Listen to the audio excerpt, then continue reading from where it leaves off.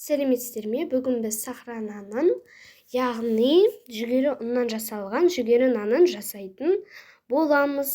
Қыстың күні бұл нанды жесеңіздер, тойымды әрі тоқ болып жүресіздер.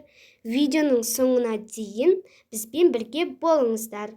Ең алдымен асқабақтарымызды салып, бетін жауып, кішкене пісіріп аламыз. Содан соң жүгері ұнымызға аштығымыз бен тұзымызды салып, жаңағы асқабағымызды саламыз, араластырамыз.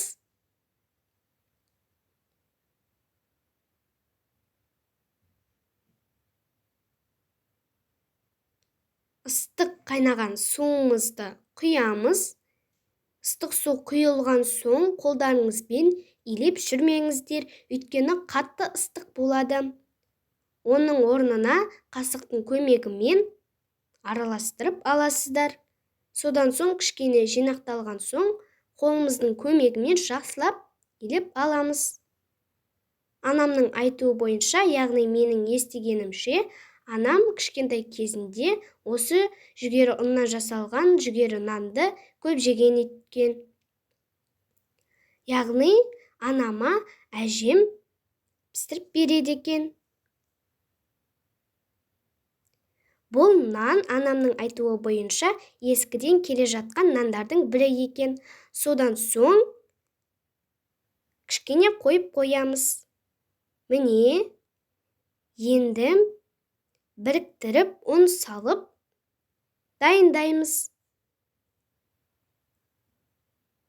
180 градуста 10 минут пісіріп аламыз. Міне, біздің сахра нанымыз, яғни жүгері ұннан жасалған жүгері нанымыз дайын. Міне, менің анамның кішкентай кезінен жеген нандары дайын. Бұны қыстың күні міндетті түрде жасап көріңіздер. Жаңағы айтқаным бойынша тойымды нандардың бірі болып саналады. Міне, міндетті түрде жасап көріңіздер. Сіздерге ұнайды деген үміттемін. Ас болсын, сәттілік, тіркеліп кетіңіздер.